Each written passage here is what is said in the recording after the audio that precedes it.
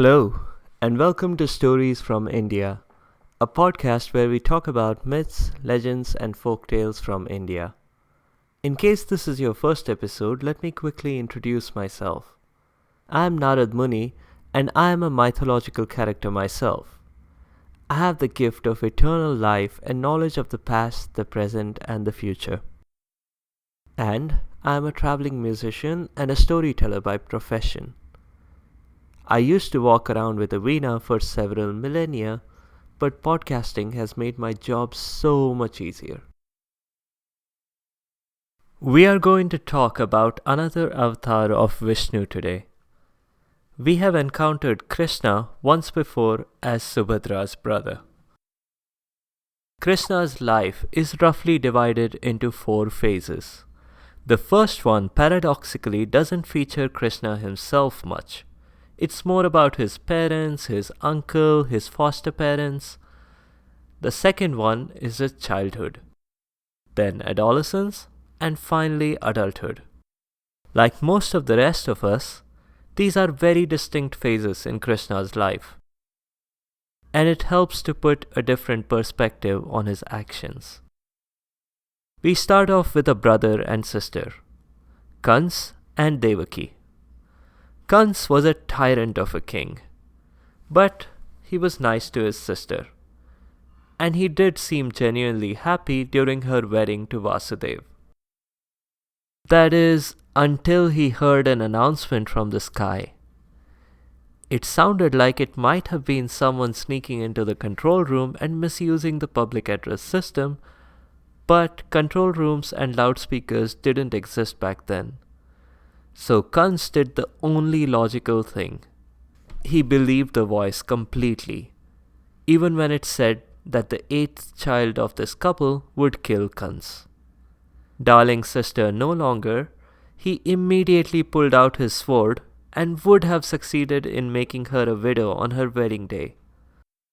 But Vasudev was a great negotiator.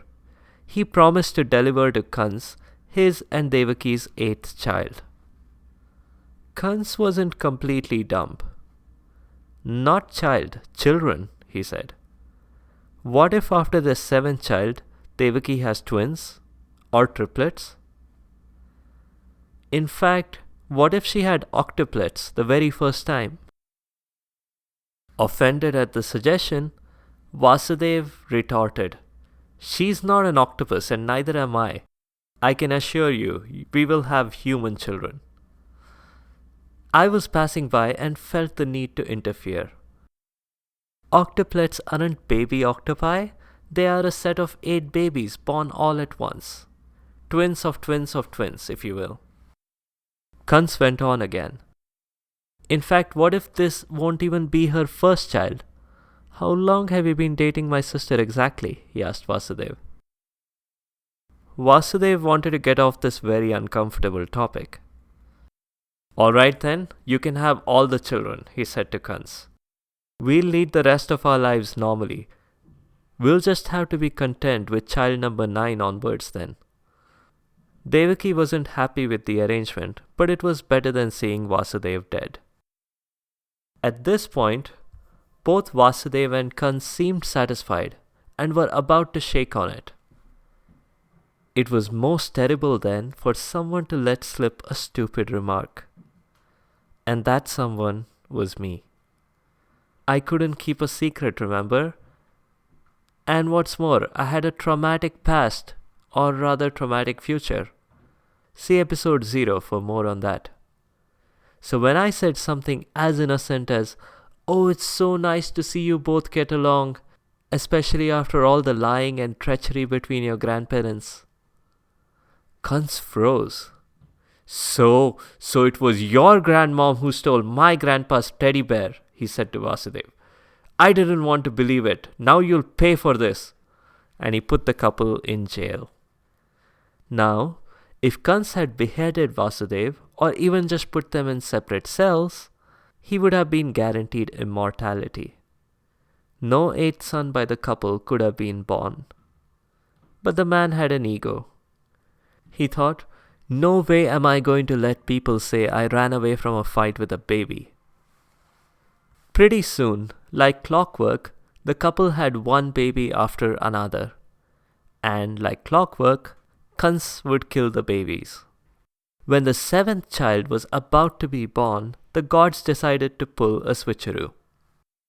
They moved the baby from Devaki's womb to Rohini's. Rohini was another wife of Vasudev, and more importantly, she was not in jail. Her child, who was transferred to Devaki, sadly met the same fate as his or her half-brothers and half-sisters. Then, the eighth child was about to be born. Kans cancelled all his state visits and golfing trips. He had to be around for this one. It was important. Bigly. One evening, the baby was born. Time stood still. Not just figuratively, but literally. Everyone and everything was frozen, except for Vasudev. His chain slipped off too, and the iron bars opened up. And no, he didn't suddenly get Doctor Strange's or Magneto's powers. And in case you were wondering what time freeze looks like, or what iron bars and chains coming apart look like, the effect was indeed pretty much the way it's shown in the Doctor Strange and X-Men movies. The gods had given Vasudev a sign. He knew what he must do now. He quickly picked up the baby and walked out of jail and went to Gokul, a little village near modern-day Mathura. On the way, he had to cross the raging Yamuna river in heavy pouring rain. The river and the rain couldn't be frozen, of course, because that might upset the whole water cycle. Vasudev was wading or swimming across the river, clutching the newborn to him. Even where the river was deep, he managed to hold up his infant son just above the water. Because cold rain may be terrible for the baby, but it was better than being underwater. It was pouring cats and dogs. And because the baby was a divine one, he had a divine umbrella. And that umbrella was a 5-headed snake called Vasuki.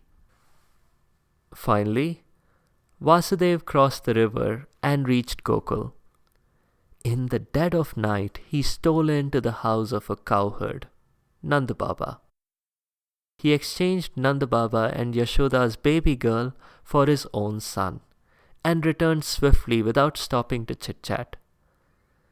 He rushed back and soon time unfroze.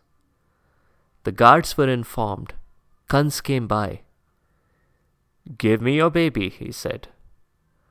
"Now, Kans, first agree to grant us our freedom," said Vasudev. "You don't have a bargaining chip here," replied Kans. "You're the one in jail.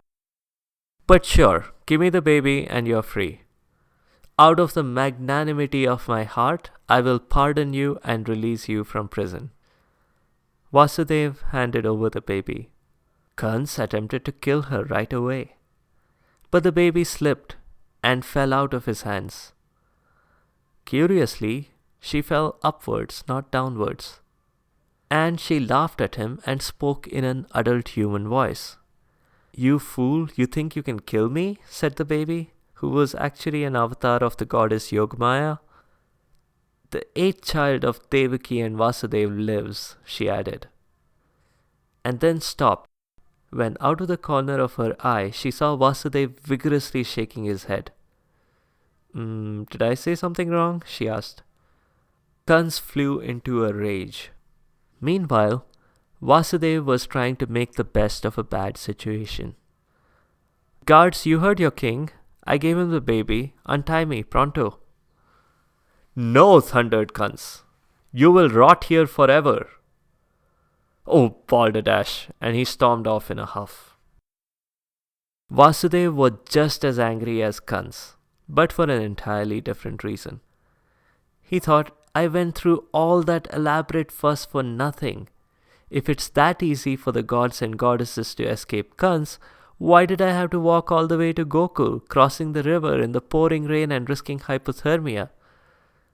Devaki chimed in, "Or they could have just transferred the baby like they did with Balram." "Who's Balram?" asked Vasudev. "Our seventh child," said Devaki. I could tell for one moment the child disappeared from my womb, and then a different child appeared. I think the gods just switched the babies.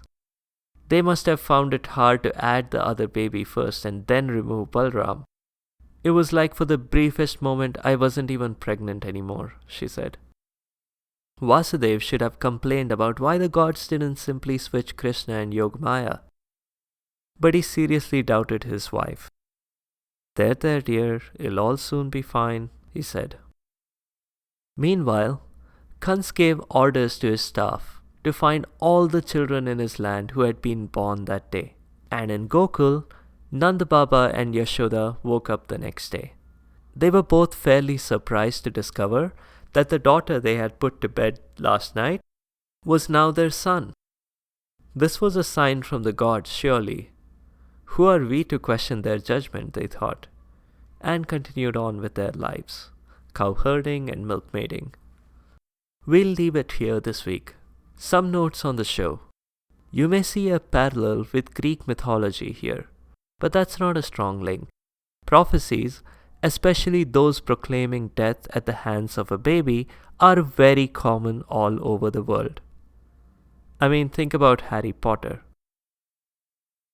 If you've been playing scratch-off bingo with Vishnu's avatars, you might already have a winning combination. We've already covered Matsya, Varaha, and we have touched on Ram. But don't worry about running out. The Ram and Krishna avatars, which are the ones we'll cover most extensively, are both huge. But all this talk of 10 avatars is subjective anyway. For example, one school of thought is that Balaram was an avatar of Vishnu too. But those same schools reject the idea of Ram's brothers taking up the avatar counter. If you ask me, and you should ask me given my unlimited knowledge and my credentials as a genuine mythological character myself, Vishnu is not limited to just 10 avatars. Avatars usually come in packs of 10 at the local celestial Walmart, which may have led to some misunderstanding.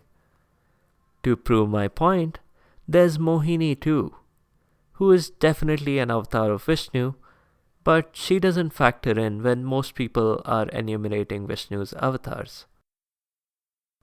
The character this week is Jatayu. Jatayu is a vulture. He's also the nephew of Garuda, who was our very first character of the week in this podcast. Jatayu, when he was young, used to love flying competitions with his brother, Sampati. The two would try to fly faster and higher than each other. Until one day, Jatayu was flying higher than was safe. He was high enough for the sun's rays to burn him. However, before that could happen, Sampati intervened and shielded his brother.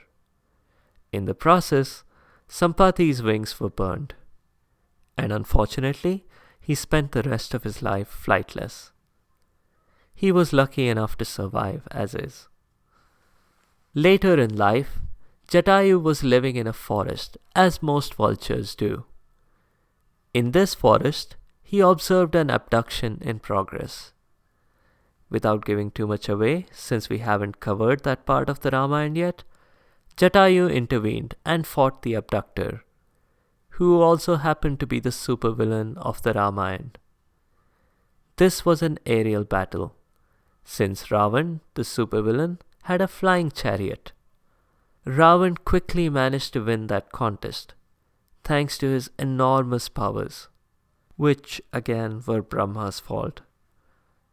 Which again were my dad's fault. Yup, Brahma is my dad. We'll meet Jatayu again when we get to that part of the Ramayana. Next week, we'll do a story I came across recently which reads a little bit like a mashup of Ali Baba and the 40 Thieves and a story of a doll coming to life. Kinda like Annabelle or Chucky, but maybe not as evil. The character next week isn't a person at all, but a mountain. But the word mountain doesn't do it justice. It's a mountain of a mountain, because it's 1,000,000 kilometers high or almost 700,000 miles. I'm several thousands of years old, and my memory is not perfect sometimes. If you find any errors in my podcast, please point them out to me. You can leave a comment or a review on my website, sfipodcast.com, where you'll also find the transcripts and notes about the show. The Twitter handle is at sfipodcast. You'll also find SFI Podcast on Instagram and Facebook. The music is from purpleplanet.com. That's purple-planet.com. As always, thanks to family and friends for all of your feedback and support. This time, I'd like to recognize a few friends and family who have been particularly helpful. Thank you especially to Bhargavi, Lalita, Arvind, Umesh, Vinaya, and Madhavi for all of their help. Thank you also to Jayanti, Shekhar, Abhinav, Manish, Satish, Abhishek, Lakshmi, Heli, Shalu, and Sindhu. Thank you for all your continued support. I wish all my listeners a very happy and prosperous new year. I'll see you again in a week.